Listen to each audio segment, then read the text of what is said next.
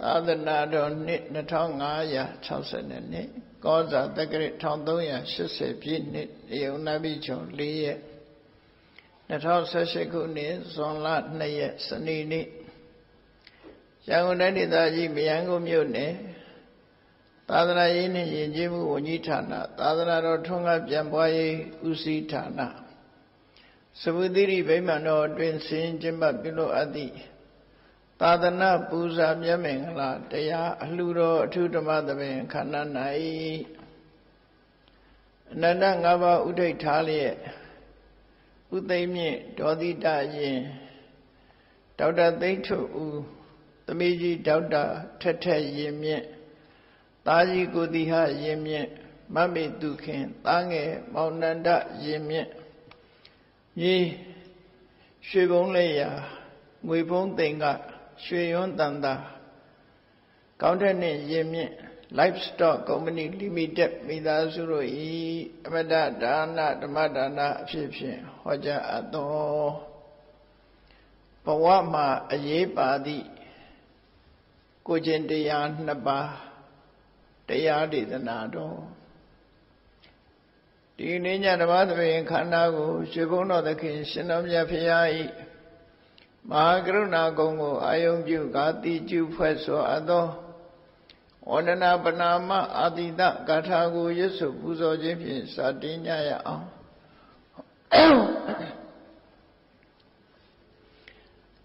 ယောကပကောတိဟိပိယပမိယံကာလံကရွန်တောတိဒုက္ခရာနိခေရံကတောလောကဟိတယနာထောနမောမာကာရုဏိကတတတ္တယောနာထောဝိနိယမြာစွာတတ္တဝါဤချမ်းသာစီးပွားလိုလားတောင်းတဂုံပေါင်းခါသဖြင့်နာထမြညာခြင်းရှင်တော်မြတ်ဖရာသည်ကပ္ပကောတိဟိပိဂရေကဘာအရေးအတွက်သင်္ချာတို့ဖြင့်တော်လဲအဘေမိယံရည်တွေ့တိုင်းဒါဖော်ပြခြင်းငါမစွမ်းနိုင်ပါသောကာလံလေးအသင်ချေသိမ့်နေကဘာရှိကြသောကာလပတ်လုံးလောကဟိတယတတ္တလောကဤအကျိုးစီးပွားအလို့ငါအတိဒုက္ခရာနိဥစ္စာအသက်ချေလဲအင်္ဂါမေတ္တာကြီးမှသမိသာနှင့်တထာဇနီစွန့်ခြင်းကြီးဟုကျက်တိထဝေငါးသက်အစုအလွန်ခဲရင်သောမူတို့ကိုကရွန်တော်ဘုရားဖြစ်ရန်ဤတန်ကြိုးကုတ်အာထုတ်တော်မူရသည်ဖြစ်ပြီးခေရန်လက်ချေမျက်လုံးအသက်ဆုံးလည်းရဲ့နှလုံးစိတ်ဝံကိုရောဤပေမန်းခြင်းတို့ကတောဘဝဒါနကျိန်ဖတ်များစွာရောက်တော်မူကြရရှာလေပြီမဟာကရုဏီကတတ္တဝါများရင်ဝဲသားကဲ့သို့တနာချစ်ခင်မှာကရုဏာရှင်ဖြစ်တော်မူသောတသနာထသဝိနည်းများစွာတတ္တဝါဤချမ်းသာစီးပွားလိုလားတောင်းတဂုံပေါင်းခါသဖြင့်နာထမြညာထိုရှင်တော်မြတ်ဖရာအားနမောယုတိပြောင်းပြော့မံကိုလျော်၍ကရောယုကျိုးရှိခိုးခြင်းသည်အထုဘဝတုစင်စစ်မသွေဖြစ်ပါစေတည်း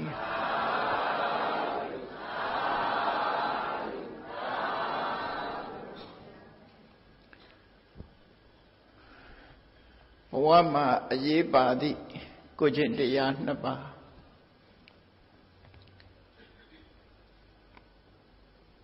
ဘဝရလာတဲ့အခါမှာ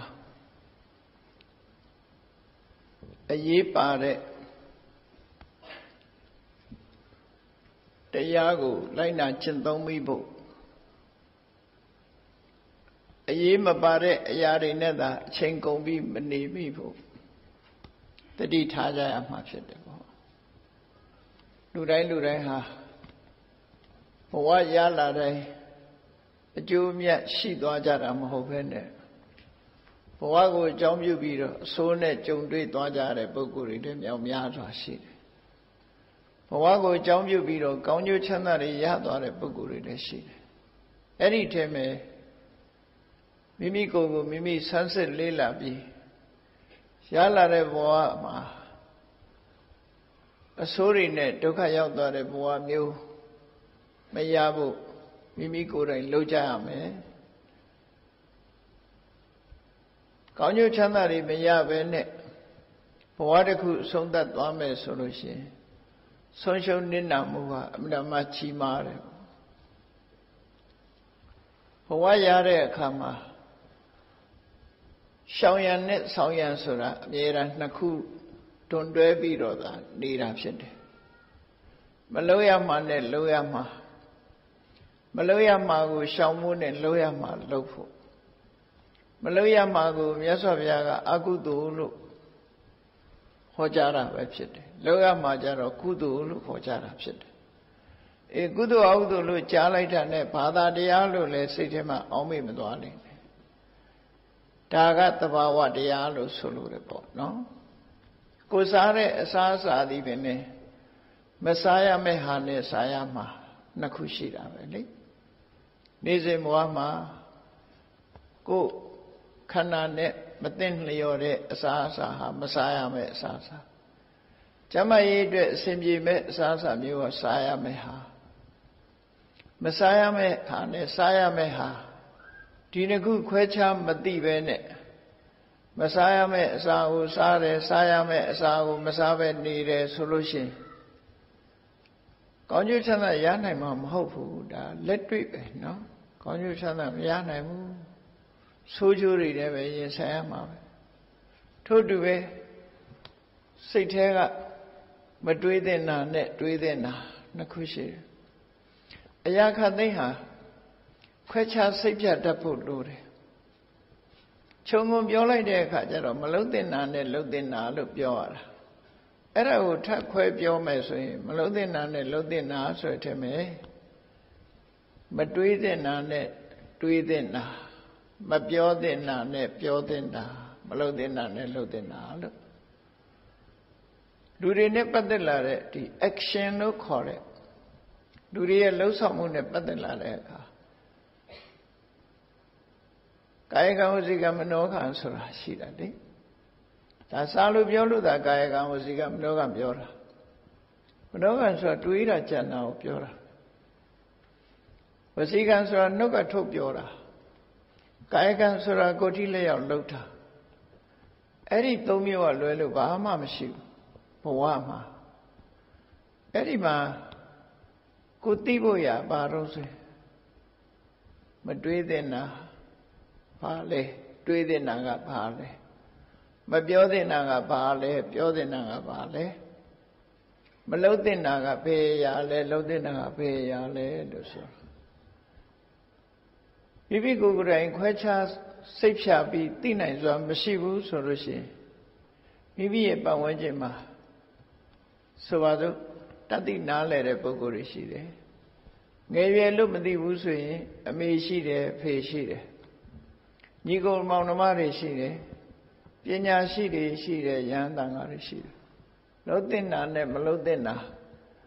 Maguayabu, Maquecha Pu Solution, le? That Quecham. Luloka Jiha Shinjere Lu a time wife ma. Tis Quebia Chana Jedia, she be that website. Lodina Loyin Gay Jade, Mabiodina Pioyin Gay Jade. Madridinari Dwebido Dweda Jaro, Dumadi Ubot, no? Madridina Dweda Jaro, Dumadi. Todo Ludira, top of Yovis and Ludire, Codile or Lobis and Ludire. I was angry by Bioven and Lene Yevi of Piorale, a Biovelus home. Tignic Himara. Luria Satama Shida Yarigo. Sane Ye Piora, Shida Lue. Facebook Tema Yida de Sheet Larebo, no?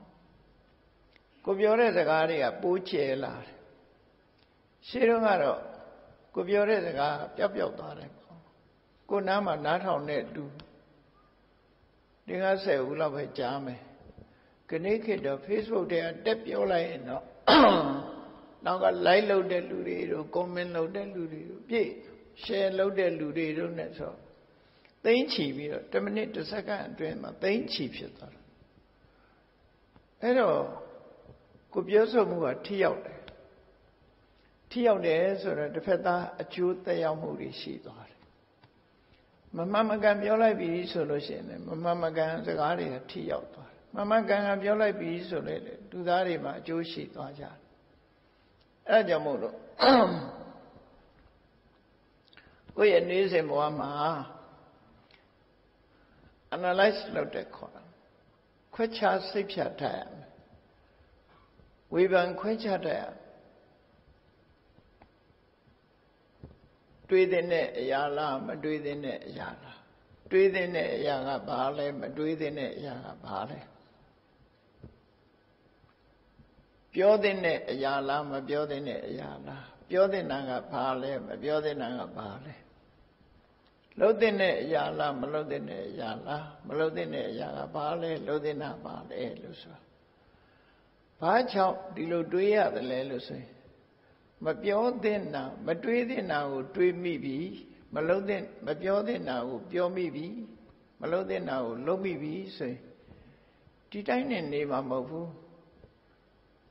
ပြဿနာနောက်ကလိုက်လာပြဿနာနောက်ကလိုက်လာပြဿနာဆိုတာဒုက္ခပေးမဲ့အရာပဲနော်ကိုလုံးလိုက်တဲ့အလုပ်တစ်ခုတည်းနောက်ကဒုက္ခပေးမဲ့ဟာတန်လန်းကြီးလိုက်နေတာဘယ်ရပဲဖြစ်ဖြစ်အဲ့ဒါမျိုးပေါ့ပြဿနာတင်လိုက်တာမဟုတ်ဘူးကောင်းကျိုးချမ်းသာလည်းပဲအဲ့လိုပဲလိုက်တယ်ဆိုတော့တတိထားဖို့ပေါ့ကောင်းတာလည်းလိုက်တယ်မကောင်းတာလည်းလိုက်တယ်မြတ်စွာဘုရားကဘုရားဟောတဲ့တရားတွေကမြတ်စွာဘုရားကဓမ္မပဒမှာဟောထားတယ်ဘုရားဟောတဲ့တရားတွေကလူသားတွေရဲ့ဘဝနဲ့အဝင်ခွင်ကြဟောထားတာဖြစ်လို့သုံးမရတဲ့ဘာသာတရားလည်းမဟုတ်ဘူးသုံးမရတဲ့အဆုံးအမတရားလည်းမဟုတ်ဘူးနေ့စဉ်ဘဝမှာတန်ဖိုးရှိတဲ့အဆုံးအမတရားတွေဖြစ်လို့လိုက်နာကျင့်သုံးမယ်ဆိုရင်လိုက်နာကျင့်သုံးတော့အကျိုးသက်ရောက်တယ်။ဘာနဲ့တူတော့ဆိုရင်မြတ်စွာဘုရားတရားတော်တွေဟာ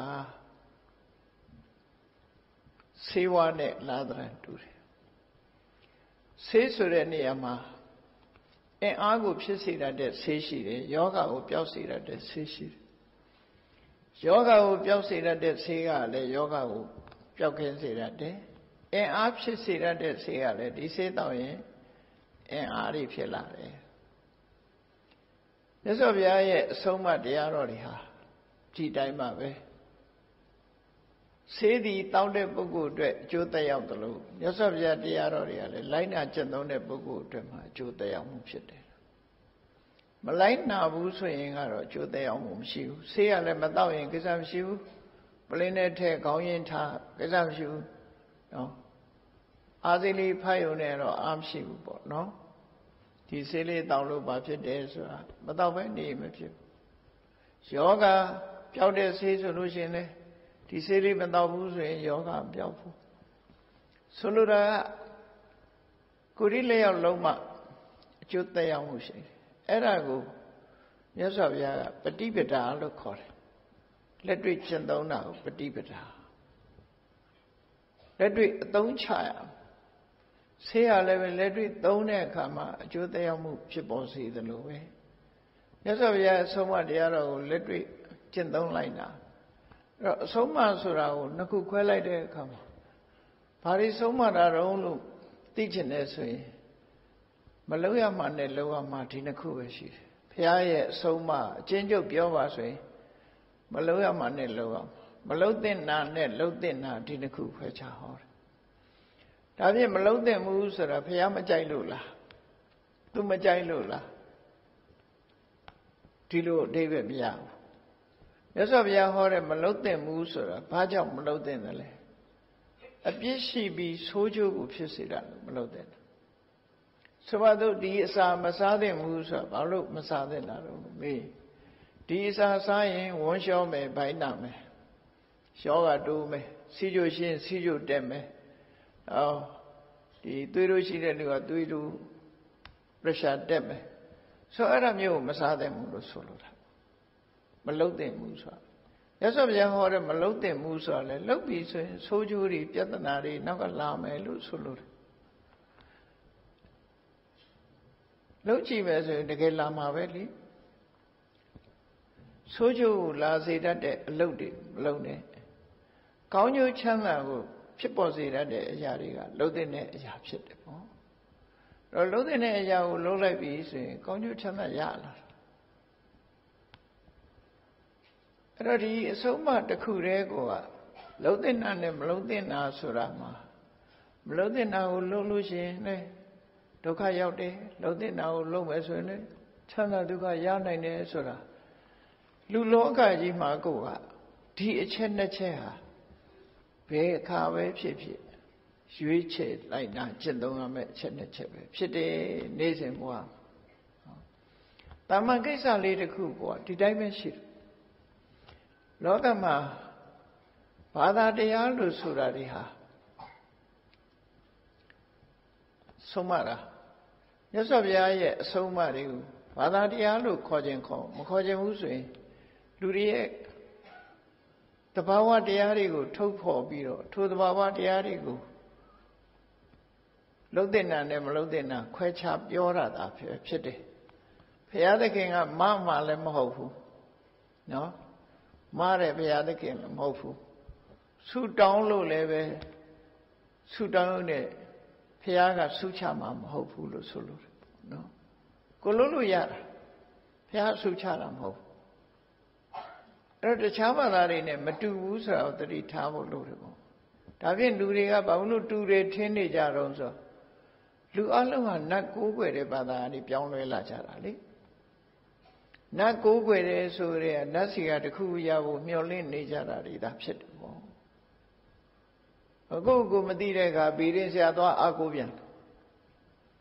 ဗီရင်ဆရာကဘာလှူလိုက်ဆိုရင်အဲ့သွားလှူတခါတော့ငယ်ငယ်တုန်းကကတ်တွန်းလေးတစ်ခုဖတ်ဖို့တယ်အဲ့ဒီကတ်တွန်းလေးကအမှန်ကန်ပဲဗီရင်ဆရာဗီရင်ဟောနေတဲ့အချိန်မှာဗီရင်ဆရာရဲ့နာမည်ကိုရေးထားတာတော့ဗီရင်ဆရာညာတဲ့ကတ်တွန်းဖတ်ဖို့တော့ပြောတာနော်ရေးထားတာဗီရင်ဆရာရဲ့နာမည်ဗီရင်ဆရာညာတဲ့ရေးထားပြီးလူတယောက်ကိုကြောက်သမုံလေးနဲ့တွက်ချက်ပြီးတော့ဟောပြီးတော့သူကဘာပြောတော့ဆိုခင်ဗျာလူညာခံရလိမ့်မယ်တဲ့တတိထားခင်ဗျာလူညာခံရဖို့ကိန်းရှိနေတယ်ဆိုတော့ဟာကဲဆရာကြီးမဖြစ်နိုင်ဘူးလေတဲ့ကျုပ်လူညာခံရမယ်ဆိုတာကျုပ်ကမတန်ကင်းပါတယ်ပေါ့အခုပဲခင်ဗျာအညာခံနေရပြီမဟုတ်လားတဲ့အဲ့လိုရေးထားတာလေးတွေ့ရတယ်ငယ်ငယ်တော့ဖတ်ခဲ့တဲ့ကတ်တွန်းထဲမှာပါတော့မှတ်တမ်းရှိတဲ့လူပြန်ရှာရင်တော့တွေ့ကောင်းတွေ့လိမ့်မယ်ငယ်တော့သတင်းစာထဲမှာပါတယ်ဟာနော်ဘီရင်ဆရာတွေကိုမမှန်ဘူးလို့ပြောတာတော့မဟုတ်ပါဘူးသူတို့ထမင်းအိုးလည်းမရိုက်ခွဲပါနဲ့ဝါသနာပါတဲ့လူတော့မေးပေါ့နော်ဆိုလိုတာကလူရဲ့ကောင်းကျိုးဆိုးကျိုးဆိုတာကိုလုပ်တဲ့ပုံမှာမူတည်တယ်ဆိုတာကိုတော့သတိထားသူဟောလို့ဖြစ်တာတော့မဟုတ်ဘူးကိုယ်မှဖြစ်ပေါ်နေတဲ့အရာကို तू ကဟောပြောတာပဲဖြစ်မယ်ဆိုလို့ရှိရင်အဲ့တော့မှန်ကန်တဲ့ဗီရင်ပညာရက်တွေရောမရှိဘူးလားဆိုရှိပါတယ်ဘုရားလောင်းလေးမွေးဖွားလာတဲ့အချိန်မှာကွဏ္ဍညစားတဲ့ပုံနာတွေကွဏ္ဍညတော့အငယ်ဆုံးပေါ့လေရှေးခေတ်ကလေးက तू ကဟောပြောမှုတွေကတော့ရှိတာပေါ့နော်ဟောပြောမှုဆိုတာရှိတယ်ရှေးခေတ်ကလေးကအဲ့ဒါလို့ဟောလာကျန်အင်လက္ခဏာကြည့်ပြီးတော့ဟောတာလည်းရှိတယ်နေနာနက္ခတ်ကိုကြည့်ပြီးတော့ဟောတဲ့ပညာရတွေလည်းရှိတယ်ပေါ့မမှန်ဘူးဆိုတာကြည့်တယ်ပြောလို့တာမဟုတ်ဘူးပေါ့အာကိုရမှာမဟုတ်ဘူးလို့ပဲပြောချင်တယ်နော်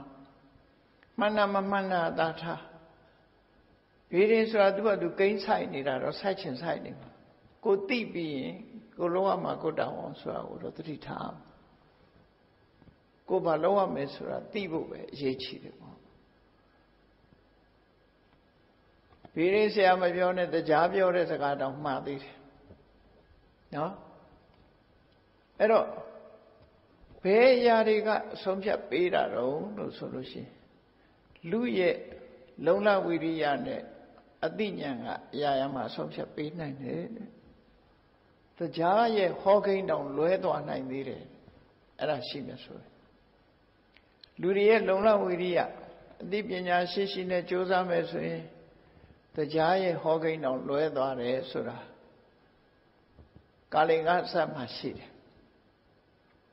ဟိုတတိထားစရာတွေပြောပြတာပါနော်ဆွဲလည်းမကြည့်ကြဘူးတတိထားစရာကိုပြောပြ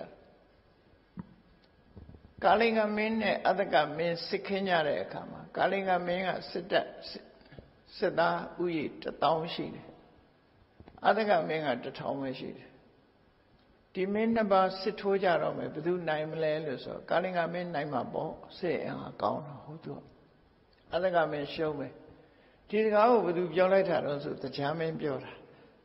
သူပြောတဲ့အချိန်ကမှန်တယ်လေအဲ့ဒီအချိန်ပဲမမှားဘူးကာလင်္ဂမင်းနိုင်မယ်အတ္တကမင်းရှုံးမယ်သို့တော့အဲ့ဒီအဖြေကိုတရားမင်းရဲ့ဟောတဲ့စကားကိုကြားရတဲ့အခါမှာအတ္တကမင်းရဲ့လူတွေကစိတ်ဓာတ်မကြဘူးအဲ့ဒီမှာဖရာအလောင်းဘဝကနန္ဒီသေနဆိုတဲ့စစ်ကောင်းဆောင်ပါလာ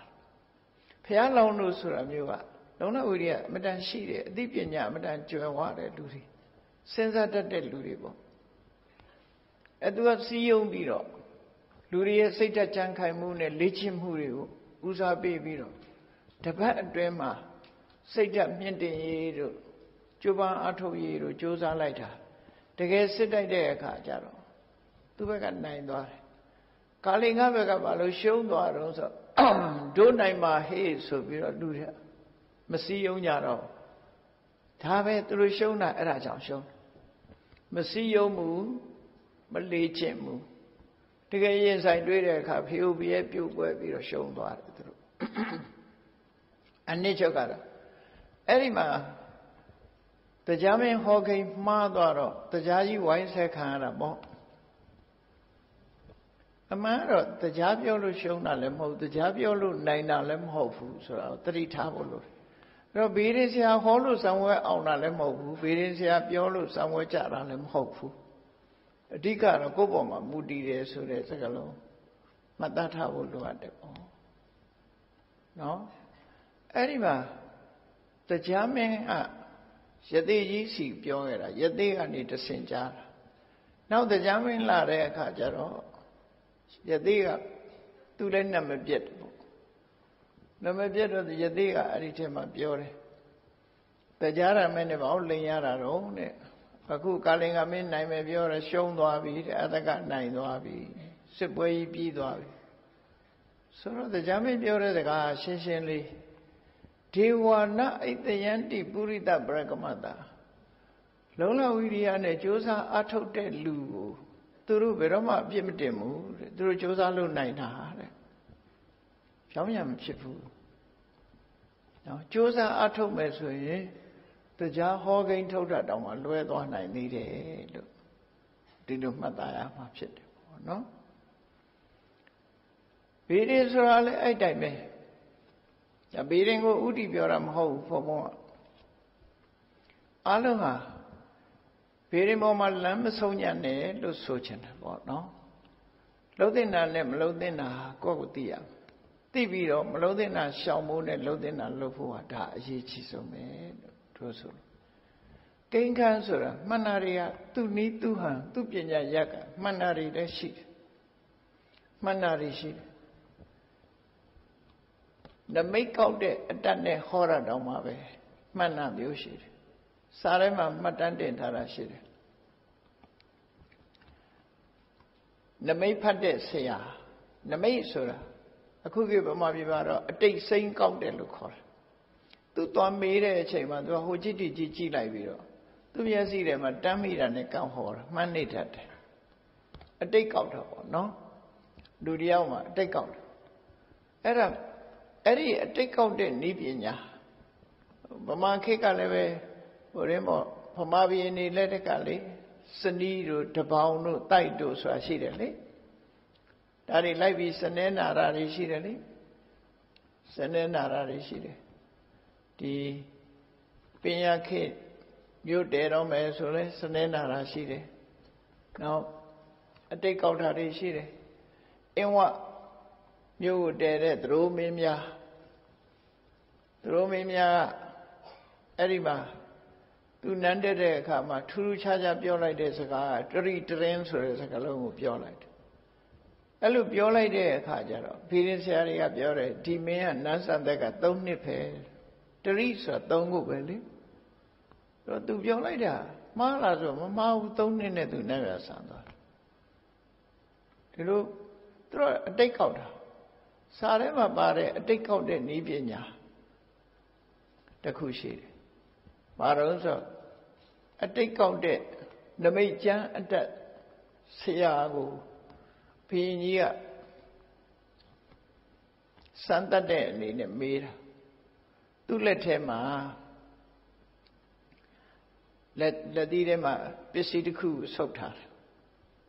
ဆုပ်ထားပြီးတော့ကဲမင်းအတိတ်ကောက်ဆန်ငါလက်ထဲပါရှိတယ်တသီးဆုပ်နေတယ်ဗျငါလက်ထဲပါရှိတယ်ပြောစမ်းအတက်ဟောဆိုတော့ဘေးတိကျသူပဲမြင်ရမှာတော့နမိတ်ကျမ်းတတ်တယ်လို့ဒါပေမဲ့သူကဒီအနိပါမှာဘာဖြစ်ပျက်ရှိတယ်လိုက်ကြည့်တယ်လိုက်ကြည့်တဲ့အခါအိမ်မြောင်ကပိုးကောင်လေးကိုဖမ်းလိုက်တဲ့အခါကျတော့လွတ်သွားတယ်လွတ်သွားတာကိုပါဠိလိုကမုဒ္ဒလို့ပြောတာမြန်မာစကားနဲ့ဆိုရင်တော့အဓိပ္ပာယ်မှားမှာပေါ့နော်လွတ်သွားတာကိုပါဠိလိုမုဒ္ဒလူတွေဒီတမိုးထားကြတဲ့ပလဲကိုလည်းမုဒ္ဒလို့ခေါ်တယ်မုဒ္ဒဆိုတာပလဲအဲ့တော့သူကတော့ပိန်ညောင်ကအိမ်မြောင်ကဖမ်းတဲ့ဟာကိုလွတ်သွားတာကိုကြည့်ပြီးတော့မုဒ္ဒလို့ပြောလိုက်တယ်မုဒ္ဒလို့ပြောတော့ဘုရင်ကြီးလက်ထဲဆုပ်ထားတာလည်းပလဲလုံးဖြစ်နေတယ်အမှန်တော့ဒီတစ်ခုပလဲဖြစ်နေတယ်မုဒ္ဒဆိုဒါပေမဲ့ဘုရင်ကြီးအထမေးအေးဟုတ်ပြီဘယ်နှလုံးလဲကွာငါလက်ထဲဆုပ်တာဘယ်နှလုံးလဲဆိုအဲ့ဒီနမိတ်ကျမ်းတတ်ဆရာကနားဆွင့်ပြီးဟိုကြည့်ဒီကြည့်နားထောင်လိုက်တဲ့အချိန်မှာအဲ့ဒီအချိန်လေးမှာသူနားထဲမှာကြက်က3ခွန်းဆင့်ပြီးတော့တွန်လိုက်တယ်အဲ့ဒီအတန်ကြားလိုက်တဲ့အခါကျသူက3ခုဆိုပြောလိုက်တယ်ပလဲရလဲ3လုံးမှန်သွားရအဲ့ဒါလို့မှန်တာမျိုးတွေလည်းရှိတယ်လို့ဆိုတယ်နော်အဲ့တော့ဒီမှန်ခြင်းမမှန်ခြင်းဟာကိုယ့်အတွက်ဘာဆိုင်လဲဘာမှမဆိုင်သူ့တဘာဝကမှန်နေတာအဲ့တော့ကိုလိုရမယ့်အလုပ်ကတခြားစီရှိပေါ့ဒါကြောင့်မို့မြတ်စွာဘုရားကျတော့ဒီအနိတ္တရာပိုင်းကိုဟောတဲ့အခါမှာမြတ်စွာဘုရားကဟောလေနက္ခတံပฏิမာနန္တံအထောပါလံဥပိ္ပစကာဒီနေ့လက်ခမကောင်းသေးဘူးလက်ပြန်မှကောင်းမယ်လို့ရွှေ့နေမယ်ဆိုရင်မင်းအကျိုးစီးပွားတွေလက်လွတ်သွားနိုင်တယ်ကိုလိုချင်တာရခြင်းဒီကိုယ့်အတွက်လက်ခကောင်းမယ်လိုချင်တာရဖို့အတွက်ကြိုးစားရမယ်ဆိုလို့တယ်ပေါ့နော်ရဖို့ကအရေးကြီးတယ်လို့ဆိုလို့တယ်ပေါ့အဲ့တော့မြတ်စွာဘုရားရဲ့အဆုံးအမတွေမှာဓာရီပေါ်မှာဆွဲလန်းမနေနဲ့ကိုလုံးရမယ့်အလုပ်ကိုလုပ်ရမယ့်အလုပ်ဆိုတာပါလဲဆိုရင်ရှောင်ရံနဲ့ဆောင်ရံဒီနှစ်ခုပဲရှောင်ရမယ့်ဟာကိုရှောင်ရမယ်လုပ်ရမယ့်ဟာကိုလုပ်ရမယ်အဲ့ဒီနှစ်ခုကိုမြတ်စွာဘုရားဒီမှာသုတ်တန်နှစ်ခုဟောထားတာလေးတွေကိုမြတ်စွာဘုရားရဲ့အဆုံးအမတစ်ခုအနေနဲ့မှတ်သားထားကြဖို့ပေါ့နော်သုတ်တန်နှစ်ခုတစ်ခုရဲ့မြတ်စွာဘုရားဟောလို့ရှိရင်အစုံလိုက်ဟောတယ်အဆိုးနဲ့အကောင်းမလုတ်သင်တာနဲ့လုတ်သင်တာနော်မင်္ဂလာတုတ်မှာကြည်လေအသေဝနာသဘာလနာပဏိတနိသသေဝနာတခုတည်းဘယ်တော့မှမဟုတ်ဘူးဘုရားကိုသားသမီးကိုမိဘတွေကဆုံးမတဲ့အခါလဲဒီလိုပဲဆရာတွေကဆုံးမတယ်မေတ္တာမလုံးနဲ့ဒီဟာလို့ဒီလိုမပြောနဲ့ဟိုလိုပြောဒါမစားနဲ့ဟိုဟာစားဒါနှစ်ခုတော့ရှိတာကြီးပဲနော်တခုတည်းလုံးလို့မရဘူးလောကကြီးမှာအမြဲတမ်းနှစ်ခုရွေးချယ်ထားရရွေးချယ်တတ်ဖို့အတွက်မြတ်စွာဘုရားဟောတာအေးအသိဉာဏ်မရှိတဲ့လူနဲ့လက်တွဲပြီးအလုံးမလုံးနဲ့တဲ့အသေဝနာသဘာလနာဉာဏ်မရှိတဲ့လူနဲ့လက်တွဲလုံးလို့ရင်ဒုက္ခရောက်တယ်တဲ့ပညာရှိနဲ့လက်တွဲပေါင်းဖက်ပြီးလုံးတဲ့ဟုတ်ပြီကဲကုမ္ပဏီတွေထောင်ကြတဲ့အခါမှာ ဒီပညာမတတ်တဲ့လူနဲ့လက်တွဲလှုပ်ချူပါလားအကုန်လွဲမှားကုန်မှာပေါ့ဘာမတတ်ဘူးဆိုတဲ့လူကိုဆရာတင်ပြီးတော့လှုပ်လိုက်မယ်ဆိုအကုန်လွဲမှားဖြစ်သွားမှာပေါ့အေးပညာတတ်တဲ့လူကကျွမ်းကျင်တဲ့လူမှာပဲစည်ရင်အင်းနိုင်တယ်ဆိုအကောင့်တဲ့စည်ရင်အင်းနိုင်တဲ့လူခံရတာပဲလေသူကလည်းသူအဲ့ဒါကိုဆိုလိုတာအတေဝနာသဘာနာနာဗဏိတာနိစ္စကျွမ်းကျင်တဲ့လူနဲ့လှုပ်မကျွမ်းကျင်တဲ့လူနဲ့မလှုပ်နဲ့မကျွမ်းကျင်တဲ့လူနဲ့လှုပ်ရင်အကုန်ပျက်စီးမှာပဲဒါဆိုလို့တာမင်္ဂလာတရားတော်အကျယ်ကြီးပဲနော်ဘာလဆိုတာအသိပညာမရှိတဲ့ပုဂ္ဂိုလ်ပြောတာဗမာကဘာလကိုလူမိုက်လို့ပြန်လိုက်တဲ့အခါခိုးဆိုးတိုက်ခိုက်နေတဲ့လူလို့သွားထင်တာအဲ့လိုဆိုလို့တာမဟုတ်ဘူး uneducated ပေါ့လောက်ရမယ့်လုပ်ငန်းနဲ့ကြည့်ရဒီအလုပ်ကိုသူလုပ်တတ်သလားဒီအလုပ်ကိုလုပ်တတ်တဲ့လူနဲ့တွဲလို့မလုပ်တတ်တဲ့လူနဲ့တွဲမလုပ်နဲ့မလုပ်တတ်တဲ့လူနဲ့လုပ်ရင်ပျက်စီးမှာပဲနော်မဟုတ်တာတော့မဖုတ်တတ်တဲ့လူဖုတ်ခိုင်းကြည့်တူးကုန်မှာပဲဖုတ်တတ်တဲ့လူဖုတ်မှာဟင်းအောင်မချက်တတ်တဲ့လူချက်ပြက်သွားမှာပဲလေအဲ့ဒါပေါ့ဘယ်ရပဲဖြစ်ဖြစ်တတိနာလဲတဲ့သူကိုပဏိတသူ့လုပ်ငန်းဆိုင်ရာတတိနာလဲတဲ့ပုဂ္ဂိုလ်ပဏိတအဲ့ဒါနဲ့တွဲလို့သူတို့ဆိုအဲ့ဒီမှာလည်းပဲနှစ်ခုဟောတဲ့အခါမှာတတိထားเสียမလုပ်ရမှနဲ့လုပ်ရမှမလုပ်ရမယ့်ဟာကိုအရင်ပြောတယ်လုပ်ရမှကိုနောက်ပြောတယ်ဒါကြောင့်မို့အခုခေါ်မဲ့တုတ်တန်မှာလည်းပဲဒီ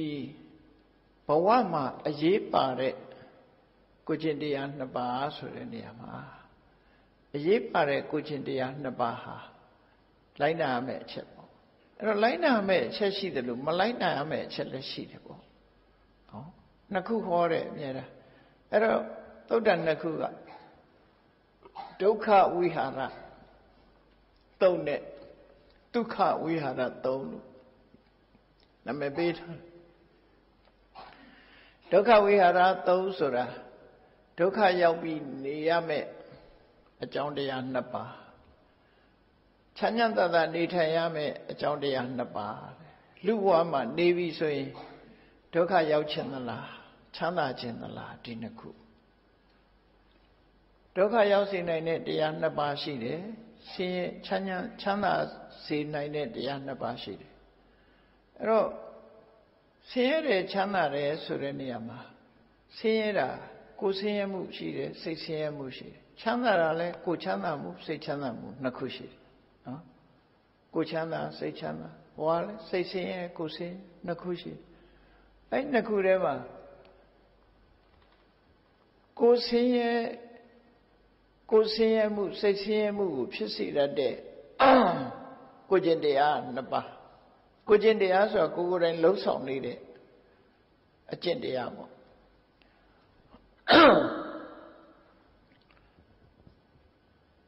ချမ်းသာခြင်းရဲ့အကြောင်းဖြစ်တဲ့ကိုကျင့်တရားလည်းနှစ်ပါးမလောက်ရမှနဲ့လောက်ရမှကိုဒီသုတ္တန်နှစ်ခုတွဲပြီးတော့မြတ်စွာဘုရားဟောပေးထားအဲ့ဒီမှာတရားကလွယ်လွယ်လေးရရိုးရိုးရှင်းရှင်းလေးလူတိုင်းလိုက်နာမယ်အချင်းပဲအဲ့တော့ဒုက္ခရောက်စေနိုင်တဲ့ကိုကျင့်တရားကကိုလုံနေတဲ့တရားနှစ်ခုရှိတယ်ချမ်းသာစေနိုင်တဲ့နေထိုင်နည်းကနှစ်ခုရှိတယ်အဲ့နှစ်ခုထဲမှာရွေးချယ်ပြီးတော့ဒုက္ခရောက်မဲ့နေနည်းမျိုးမနေနဲ့ချမ်းသာမှုကိုရစေနိုင်တဲ့နေနည်းမျိုးနဲ့နေဖို့လို့ဆိုလိုတယ်ပေါ့နော်အဲ့ဒီနှစ်ခုဟာအရေးပါတယ်ပေါ့လူဘဝမှာအရေးပါဒါပြင်အဲ့ဒီနှစ်ခုကဘာလဲလို့ဆိုလို့ရှိရင်ဒီနေရာမှာမြတ်စွာဘုရားကနံပါတ်1ကဒီဣန္ဒရိယေတုအကုဋ္ဌထွာရတာဣန္ဒရိယေတုမျက်စိနာနာလျာကာယမနလို့ဆိုတဲ့ဣန္ဒြေ6ပါးမှာဂုဋ္ဌထွာရတာယလုံလုံခြုံခြုံထိမ့်သိမ့်နိုင်စွမ်းရှိတယ်ဆိုတဲ့ကိုချင်းတရားနောက်တစ်ခုကဂုဋ္ဌထွာရတာယအဲ့ဒီမှာ negative နဲ့ပြောတာနဲ့ positive နဲ့ပြောတာနှစ်ခု အိန္ဒြိယေတုအကုဋ္ဌဒွါရတာယအိန္ဒြေ6ပါးတကားမလုံခြုံတာကတစ်ခုအိန္ဒြေ6ပါးတကားလုံခြုံတာကတစ်ခုနောက်တစ်ခုကဘောဇနေအမတ္တညုတ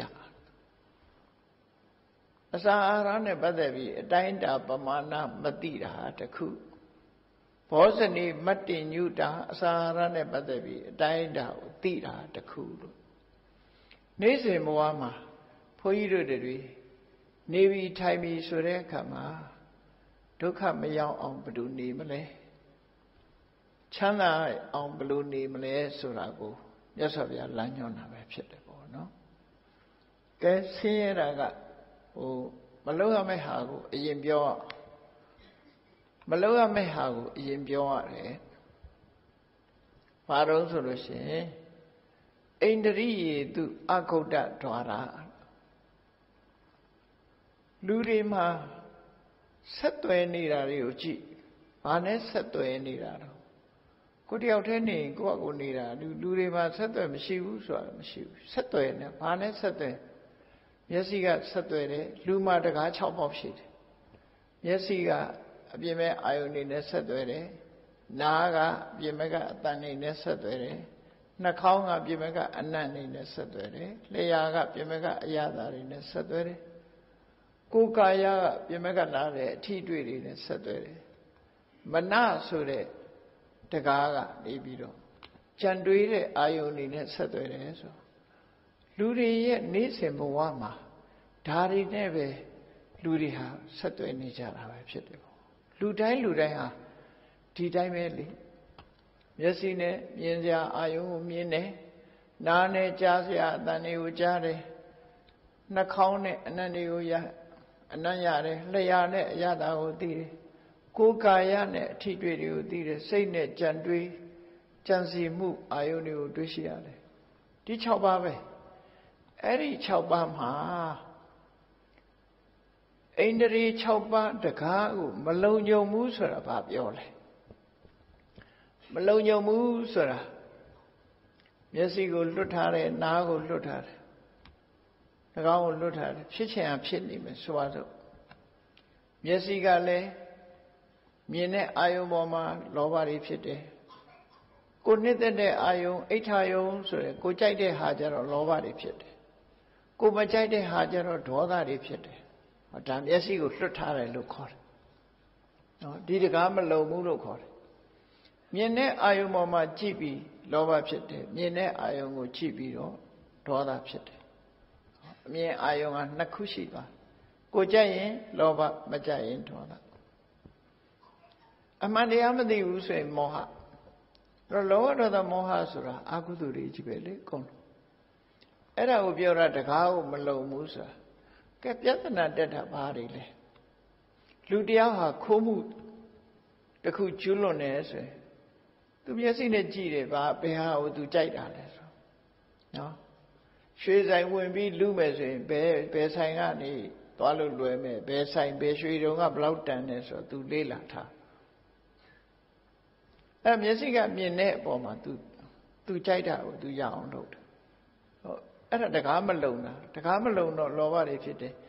အဲ့ဒီလောဘဖြစ်မှုကိုအကြောင်းပြုပြီးတော့ပြစ်မှုတစ်ခုကျူးလွန်သွားတယ်ဒီလိုဆွလို့တာနော်ပြစ်မှုတစ်ခုကျူးလွန်တော့မကျေနပ်ဘူးဆိုလို့ရှိရင်လည်း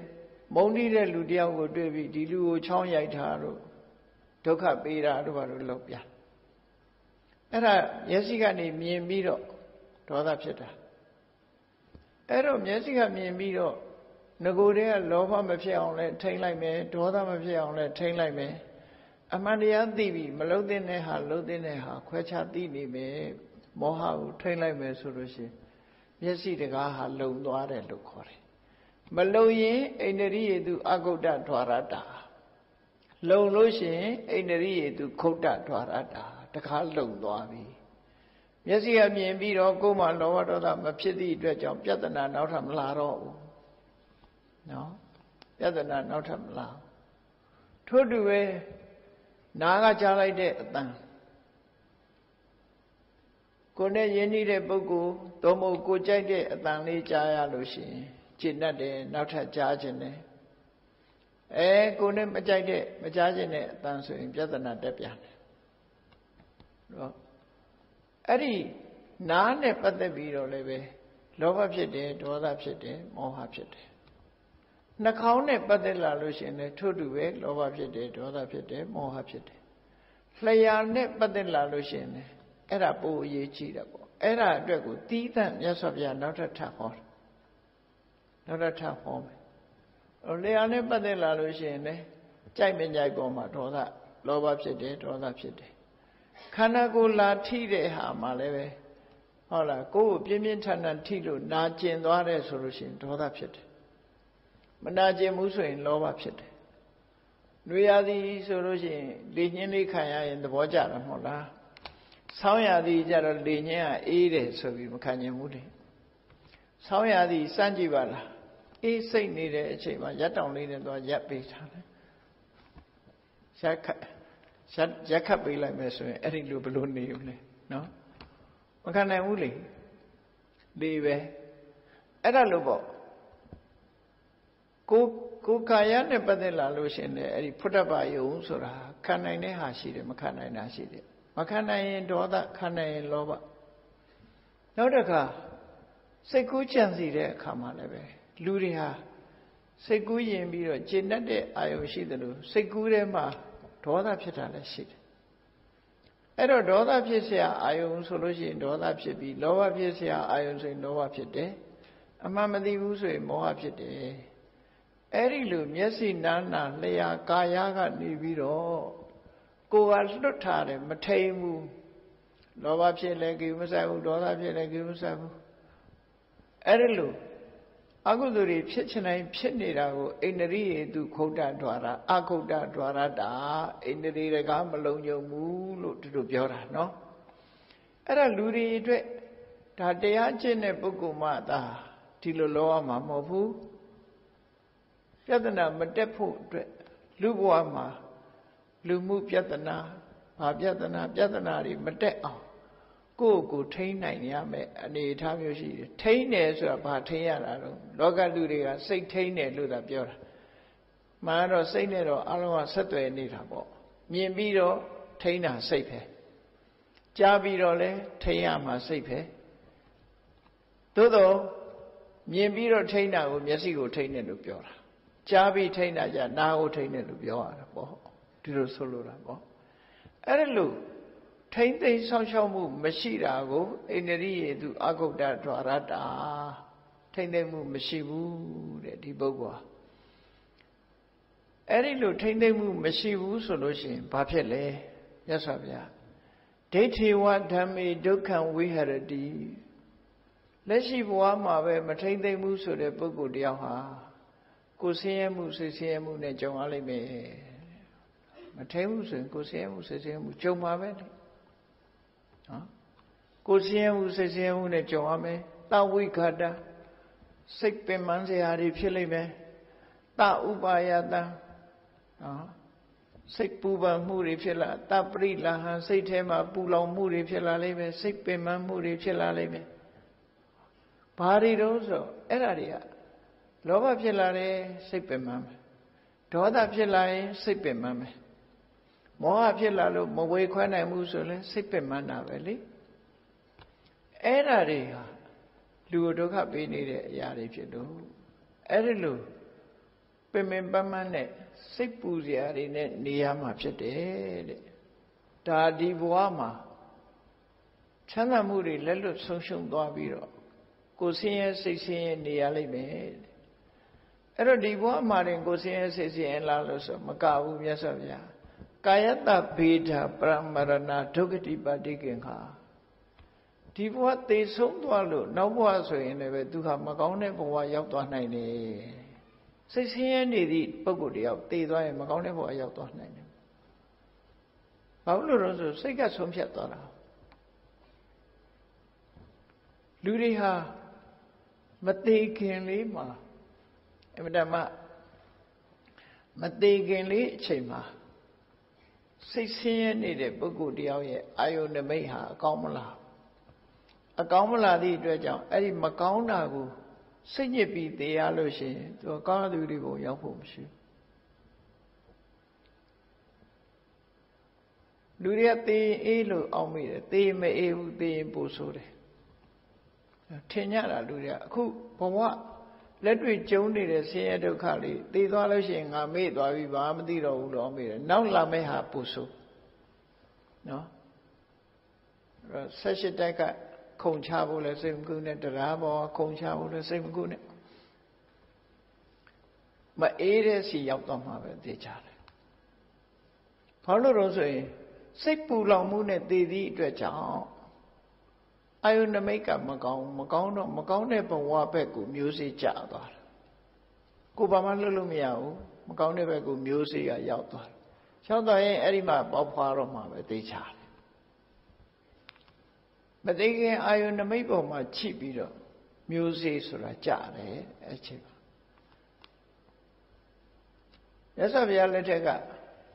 မာလိကမိဖုရားကြီးဆိုတာမတမတ်တော်တယ်အသိပညာလည်းရှိတယ်ဘုရားတရားလည်းမတမတ်ကြည်ညိုတယ်ဒါပေမဲ့သူသေကနီးမှာအမှားတစ်ခုလုပ်သွားအဲ့လုပ်သွားတဲ့အမှားပေါ်မှာယူကျုံမရဖြစ်စိတ်ထဲကထုတ်မပြစ်နိုင်တော့အောင်သူကစိတ်ဆင်းရဲမှုတွေနဲ့ကျုံသေတဲ့အခါအဲ့ဒီစိတ်ကိုမဖြောင်းနိုင်သည့်အတွက်ကြောင့်ငရဲကျသွားရှာတယ်သူသို့တော့ကောင်းတာတွေလှုပ်ထားတာတွေကအလွန်များသည့်အတွက်ကြောင့်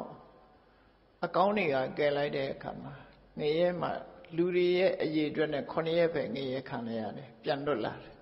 ဟောဒီလိုဆိုလို့တယ်ပေါ့နော်ကုသိုလ်အားကယ်လိုက်တာပြန်လွတ်တာငရဲတဲ့မရှိဘူးလို့ဆိုလို့တယ်ပေါ့မကောင်းတဲ့အကုသိုလ်ဆိုတာအင်အားမရှိဘူးကောင်းတာကပို့အင်အားကြီးတယ်ကောင်းတာတွေကဝင်းကယ်လိုက်သည့်အတွက်ကြောင့်သူကငရဲ9ရက်ကလွတ်ပြီးတော့နတ်ပြည်ရောက်သွားတယ်အဲ့တော့သေကနေ့မှာကအာတဏကံလို့ခေါ်တယ်သေအမှုအချိန်လေးမှာစိတ်ထဲမှာရသွားတဲ့အာယုံရဲ့အဆုံးဖြတ်နဲ့ပဲဘဝဆိုတော့ကူးသွားတတ်တယ်အဲ့ဒီအချိန်မှာဘာမှလုပ်လို့မရဘူးသူကမသေးသေးဘူးဆိုတဲ့အချိန်လေးမှာအာယုန်နမိတ်ပြောင်းပေးလို့ရနိုင်သေးတယ်ပေါ့။နော်ပြောင်းပေးမဲ့လူရှိရင်လည်းကောင်းတဲ့သူတွေရောက်သွားတာမျိုးတွေရှိသေးတယ်ပေါ့။အဲ့တော့မြန်မာပြည်မှာတခါတလေမှားယွင်းတာရှိသေးတယ်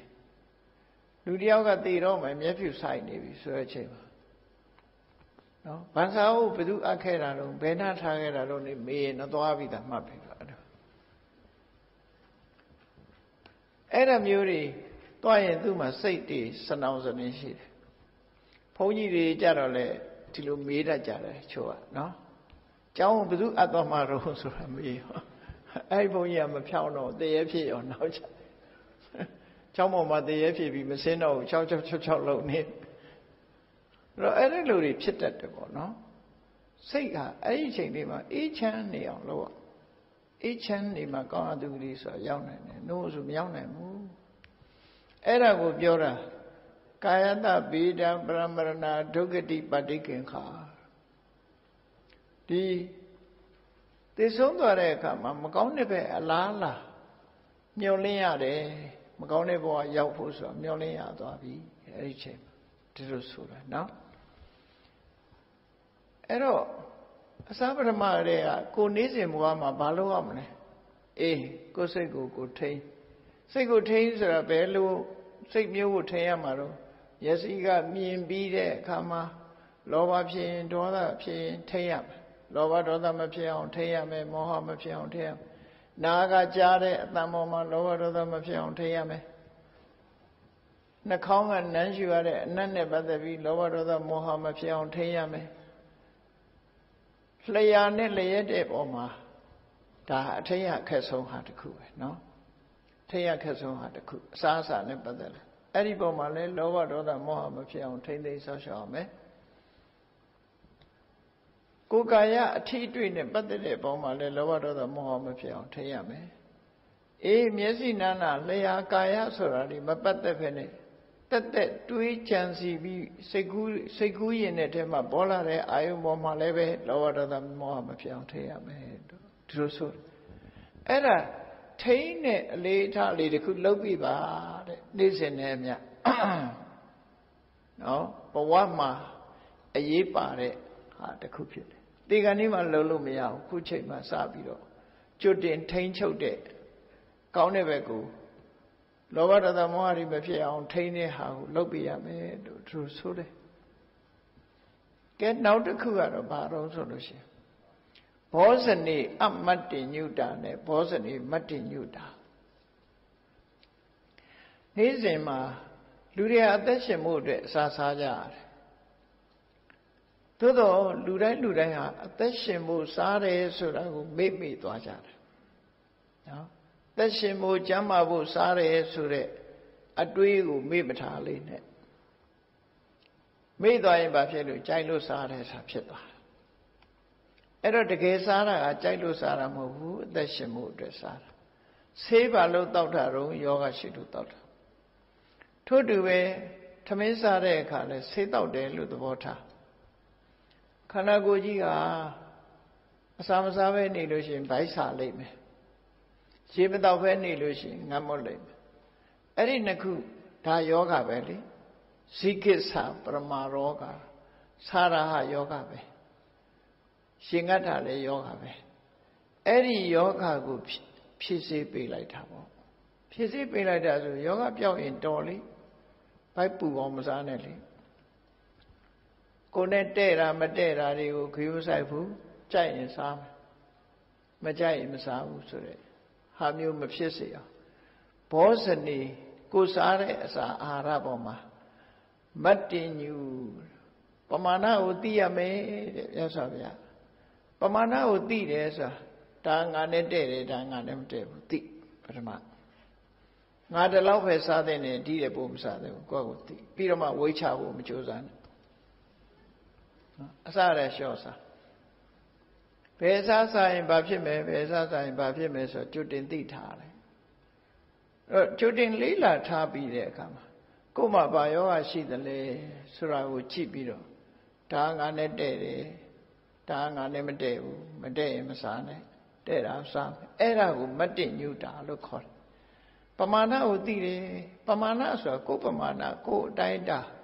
ကိုလုံးရမယ့်ဟာကိုသိတာကိုဆိုလို့တယ်ပေါ့နော်သိရတော့စားပြီဆိုတဲ့အချိန်မှလည်းပဲစားခြင်းကြောင့်ထပ်ဆင့်ဖြစ်ပေါ်လာမယ့်ယောဂဝေဒနာတွေမဖြစ်အောင်စားမစားခြင်းကြောင့်ဖြစ်ပေါ်လာမယ့်ယောဂဝေဒနာတွေကိုလည်းတားဆီးပြီးသားဖြစ်ရမယ်လို့သူဆိုလို့တယ်မစားဘဲနေရင် gastric တွေဖြစ်လာပြီးတော့အစားလွန်လို့ရှိရင်လည်းအစာမကြေယောဂတွေဖြစ်လာအဲ့ဒါနှစ်ခုလုံးကိုရှောင်ရမယ်လို့ဆိုလို့ဆေးအဲ့ဒါကိုမတ္တိညုတာအဲ့လိုမတ္တိညုတာမရှိဘဲနဲ့စားတာတဲ့လဲစားမှာပဲကြိုက်ရင်ကြိုက်မကြိုက်ပေါ်မှာဆုံးဖြတ်ပြီးမကြိုက်လဲစားမှာပဲတလောတော့က Facebook ထဲမှာတွေ့လိုက်တယ်ဝက်သားမစားသင့်ခြင်းအကြောင်းဆိုပြီးတော့ဝက်သားတွေတော့နားမထောင်ကြနဲ့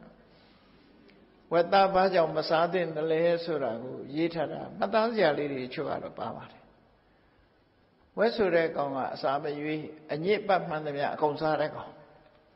အဲ့တော့သူစားလိုက်ရင်ညစ်ပတ်တာတွေအကုန်ရောက်သွားပြီဗိုင်းရပ်စ်တွေကလည်းအမျိုးစုံသူ့ဘက်အကုန်ရောက်သွားရင်လည်းသူကအစီဖုံးထားတဲ့ကောင်ဆိုတော့မထွက်တော့အဲ့ဒါတွေကတခါလူတွေကိုပြန်ပြီးတော့ကူးဆက်တာစားရင်တချို့ဗိုင်းရပ်စ်ကအတော်ရောက်အပူနဲ့မပြောက်ဘူးတဲ့အဲ့တော့ဝက်သားစားပြီဆိုလို့ရှိရင်ယောဂပိုးတွေဟာတော်တော်များများကိုယ်ပဲထိုင်ရောက်သွားနိုင်တယ်ပေါ့အဲ့ဒါကြောင့်မစားသင့်ဘူးလို့ရေးထားတာတွေးလိုက်ရတယ်ပေါ့နော်သူကတော့သေချာရေးထားတဲ့အချက်9ချက်ဆိုပြီးတော့ရေးထားတွေ့ဘယ်ရာပဲဖြစ်ဖြစ်ပေါ့နော်စားသင့်တယ်မစားသင့်ဘူးဆိုတာကိုယ်နဲ့ပတ်သက်ပြီးတော့ကြည့်ရမှာဖြစ်တယ်လူတိုင်းနဲ့တဲ့တာမတဲ့တာရှိတယ်ဥပမာဒိဉ္ဉ်သည်နံလည်းနံသို့တော့လူတွေကနှာခေါင်းရဲ့နေတော့အဲ့ဒီနံတာကိုပဲမှုေးတယ်လို့ဝိပ္ပန္နတာဖြစ်သွားလူရဲ့အတွေးကတော်တော်ကြောက်စရာတော့ကောင်းတယ်အလွန်နံတဲ့ဟာကိုလည်းမှုေးတယ်လို့ထင်သွားတာခက်တာနော်ဒိဉ္ဉ်သည်အနံ့ဟာကြည့်လိုက်မယ်ဆိုရင်မတန်နံတဲ့ဟာဒိဉ္ဉ်သည်ကိုကြိုက်လို့ဆိုပြီးတော့စားတဲ့ဟာကြတော့ကြောက်ကယောဂဖြစ်တာလို့ကြောက်ကပျက်စီးသွားတဲ့လူတွေတို့ရှိတယ်ပေါ့နော် ကြောက်ကမှစိတ်ဖြစ်စေနိုင်တယ်ဒိဉ္ဉ်သီးကိုစားပါများလို့ရှိရင်ကြောက်ကစိတ်ဖြစ်တယ်ကြောက်ကယောဂဖြစ်ပြီးဒုက္ခရောက်သွားတဲ့လူတွေရှိတယ်ဘာပဲဖြစ်ဖြစ်လူနဲ့မတည့်တဲ့အစားအစာဆိုတာရှိတယ်သို့မဟုတ်ကိုယ့်အကိုစားကြည့်ကိုယ်နဲ့မတည့်ဘူးဆိုရင်နောက်ထပ်မစားနဲ့အဲ့ဒါလို့စားတဲ့မစားတဲ့ခွဲခြားသိတာဟာဘောဇနိမတ္တညုတာမသိလို့ရှိရင်အမတ္တညုတာတိုင်းတာကိုမသိဘူးလို့ဆိုလို့တယ်ပေါ့လူတွေဟာနေ့စဉ်အသက်ရှင်သန်နေဖို့စားသုံးနေကြတာဖြစ်သောကြောင့်အစားအစာကြောင့်ယောဂဖြစ်တာတွေများတယ်အစားအစာကြောင့်သေကြတာများတယ်အဲ့တော့အစားကြောင့်ယောဂဖြစ်တာတွေဟာ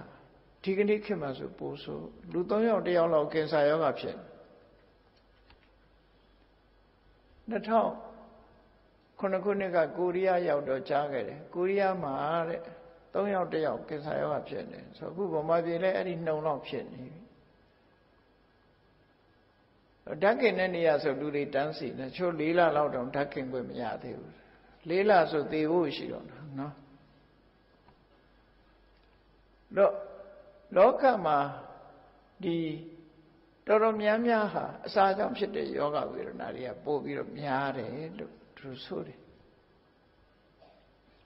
အစာစားခြင်းကြောင့်ဖြစ်ပေါ်လာတဲ့ယောဂဝေဒနာတွေဟာမထိန်ချုပ်နိုင်တဲ့အတိုင်းအတာတစ်ခုဖြစ်လာအဲ့တော့ကိုယ်နဲ့တည့်တဲ့အစာကိုယ်နဲ့မတည့်တဲ့အစာခွဲခြားသိခြင်းဟာဘောဇနိမတ္တညုမသိခြင်းသည်ဘောဇနိအမတ္တညုလို့သူတို့ပြောလူဘဝမှာအသက်ရှိရှိနေခြင်းနဲ့ဆိုလို့ရှိရင်တဲ့မတဲ့ကိုသိဖို့ကြိုးစားရမယ်ကိုယ်ခန္ဓာနဲ့ကိုယ်ယောဂနဲ့တဲ့မတဲ့ကျမ်းမာစေတတ်တဲ့အစာဟုတ်မဟုတ်healthy ဖြစ်မဖြစ်ပေါ့အဲ့ဒါကိုကြည့်ပြီးတော့စားတာကိုဘောဇနိမတ္တညုလို့သူတို့ခေါ်တယ်လောကလူတွေဟာ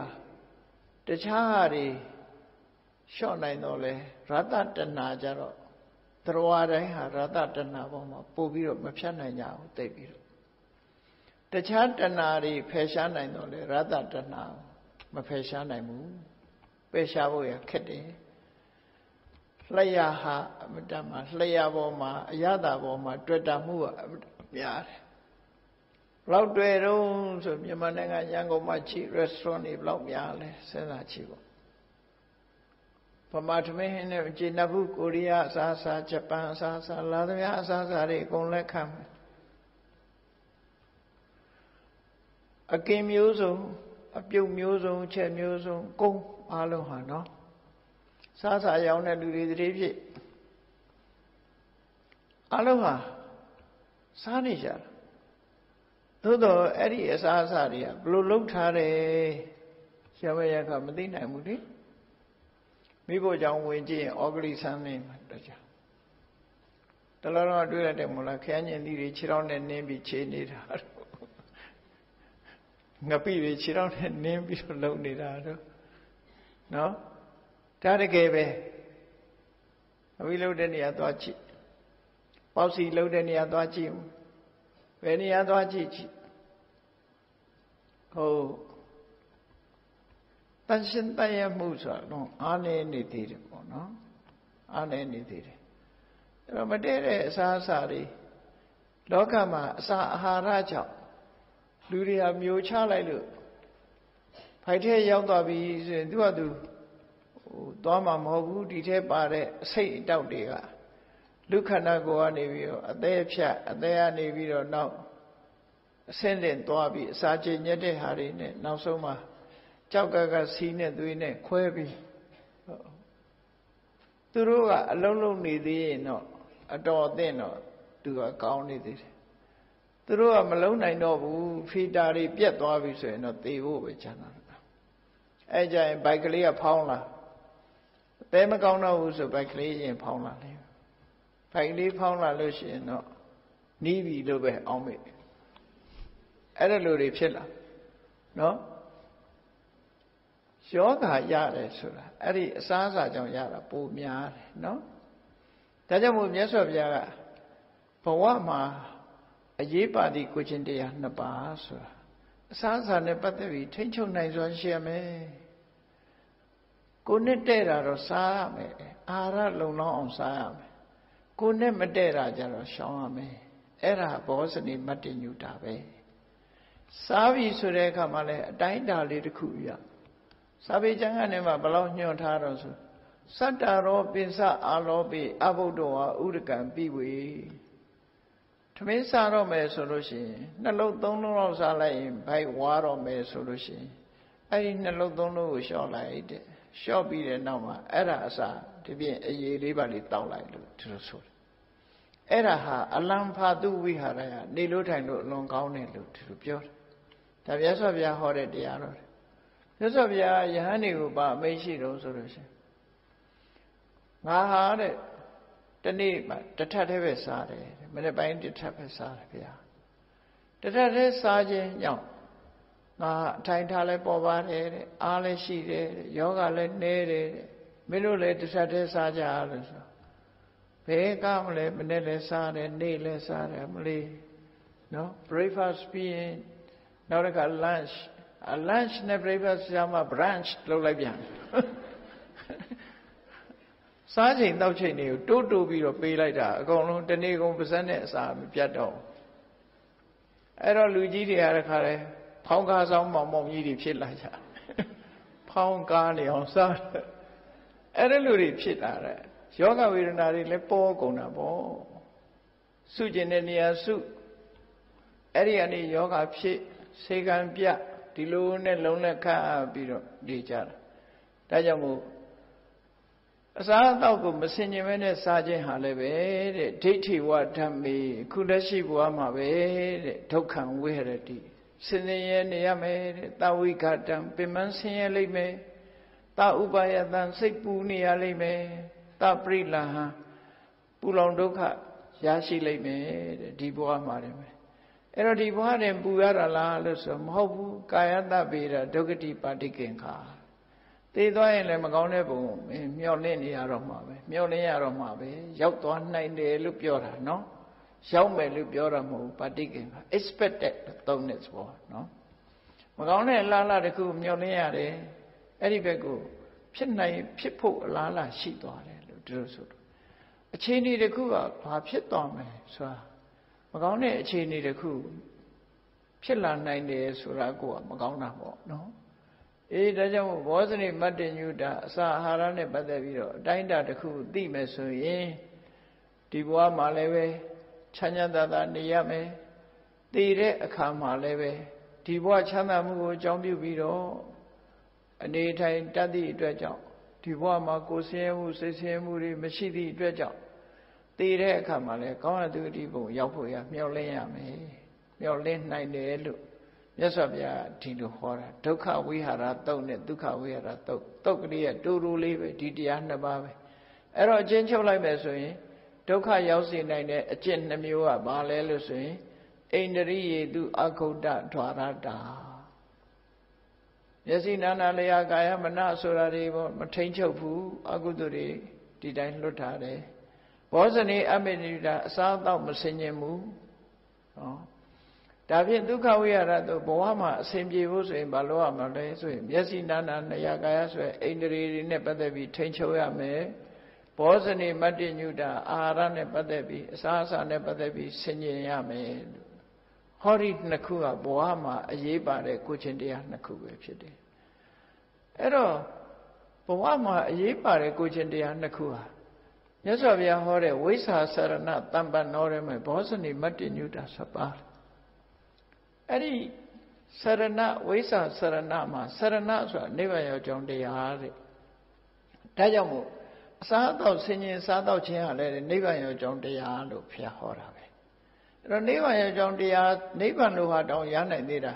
ပညာတတ်ကြောင်းတရားလို့လည်းပြောနိုင်တယ်ကျမ်းမာကြောင်းတရားလို့လည်းပြောနိုင်တယ်ပေါ့လူဘဝမှာ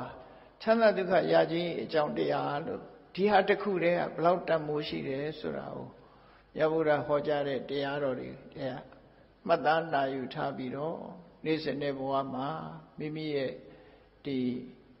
စိတ်ကိုဣန္ဒြေနဲ့ပတ်သက်တဲ့စိတ်တွေကိုထိန်းချုပ်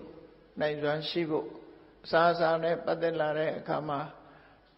ဆင်ញင်ပြီးတော့စားနိုင်ဖို့ Eri Nakuha, Bawama, Yebare, Kujindia, Nakupite Sura, Kosi, Mata Bio, Nizem Wama, Laina, Chandonia, Konyu Chanda, Diari Yao, Josa, Atom Naya, Vasi Gundadi.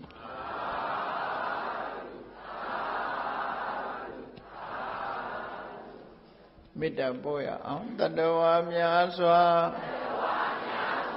Viyangwa, Chanda Javasi, Tadawa Myaswa, Viyangwa, Chanda Javasi, Mita Jan, Tonga Chan. Ninjan Javasi, Mittayi Jan, Tongapshan, Ninjan Javasi, Peshi Jamma, Sechanda, Luya Sanda Pjivasi, Peshi Jamma, Chanda Loya Sanda Jivade Polanda Duka Pingasa Mita Bone Du Tingama Manodara Di Davidam Pawayan Du Dugandaka Mita Bone Du Tingama Subambu Amidada Hu Yam Yu Bawing Wilamin Yoni She Yung Bonsoya Jinya Davidan Jime Odo, Nozo Miazwa Tadwadoi, Manodra di Mia Pusin, Ichilindi, Yizim Jitin, Saint Aloni Hudo, Ye Aini, Edwinai. Duka Benga, Centaura, Imiachita, Daya, Buenan, Chanda Duka, Dihudo, Kumodra, Java Nudi, Polanda Wanda, Shem, you Womon Luli, Jinu, Wejo, Pupenya, Gondi Pive. Tukanaga lay all lead Yosha Timbian Piti Hudo Yananudi Pawayan do Gong Zwametri Jailai Nija Basi Gong the D.